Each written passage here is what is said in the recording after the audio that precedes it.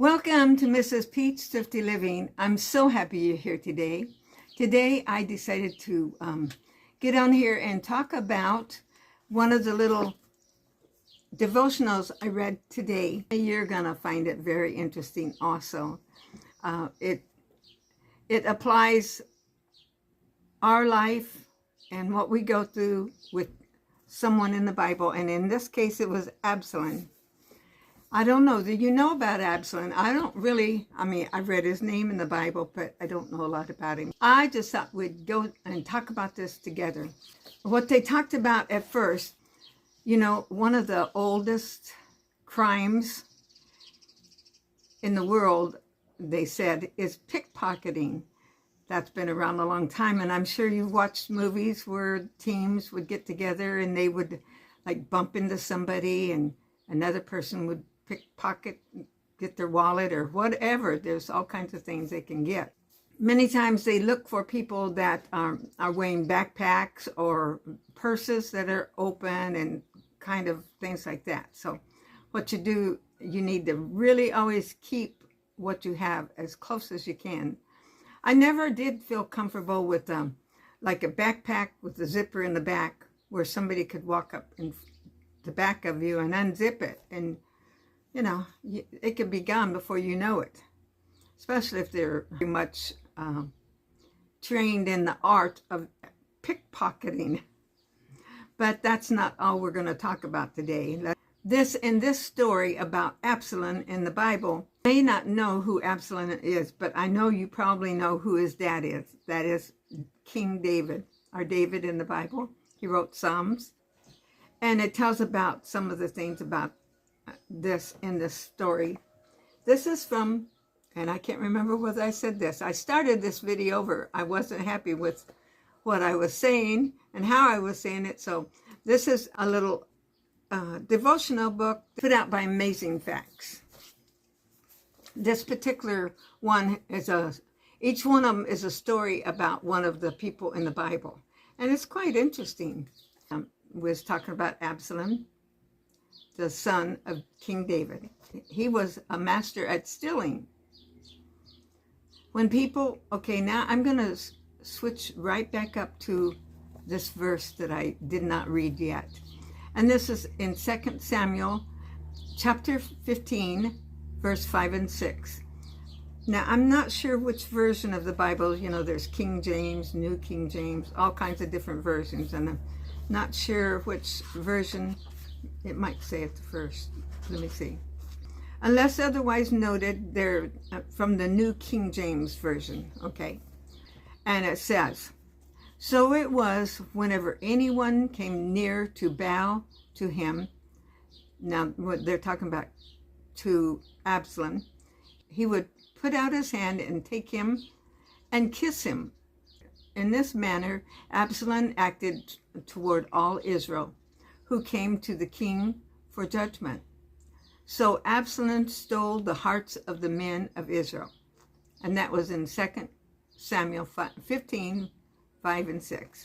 Now I'm going to skip back down here to what it was saying about he was a master at stealing.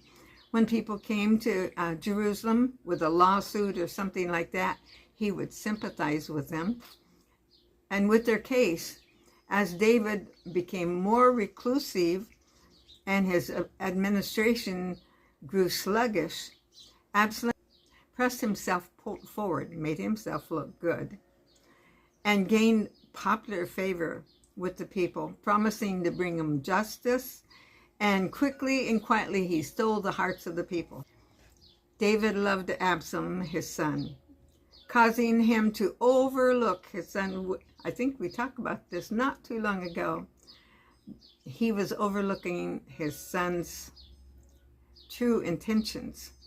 David thought that the people's praise of Absalom was a compliment to him. Like, I'm proud of my children, and I feel like it's a compliment to me sometimes. Is that the way you feel? He was unaware of the artful scheming of this renegade, his son, within his own family until it was too late. And then they skip on to talking about, and you can find more of this story in further studies in this would be 2 Samuel 15, 1 to 12, and then they're talking about Romans 16, 17 and 18, and Revelations 12, 7 to 9. Now they're going to go ahead and talk about Lucifer. Remember him? He was the highest angel, and he began to have jealousy. He had the eye of the throne of God. He worked like a pickpocket, quietly mingling among the angels of heaven.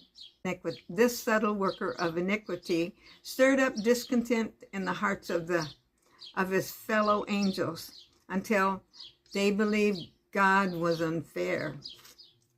Satan stole the hearts of the angels and eventually won a third to his cause. And the final sentence is, it's worth your time to be weary of maneuvers of the devil before he steals your heart too. I just thought that was awesome today, and I hope you enjoyed that too. It gives us a lot of food for thought because, you know, if we can just kind of look beyond things that shouldn't be. The practical lesson in life is be careful with your monies, your paperwork, all your possessions, because somebody's out to steal it. Just like the devil's out to steal your heart and your mind and your soul. And we have many examples in the Bible and in life in general that you can find. I hope you enjoyed that today, and I pray God blesses you today. And if you haven't taken the time and you wouldn't mind, I want to thank you all for watching me. And I want to thank you for staying to the end. There's many times that, you know, I put out a 10-minute video, and then the average of anybody that watches it might be 5 minutes or whatever. So it happens a lot. And I love it whenever you send me a note and tell me what you're thinking and how you're doing and what you're doing. By the way, it's 91 or 2 here right now. It's going to be a little warm today in sunny California. But it cools down at night, so that's good. Okay, I'm back to this. If you would, like, subscribe, comment, and share. And I pray God blesses you, and don't forget, Jesus loves you.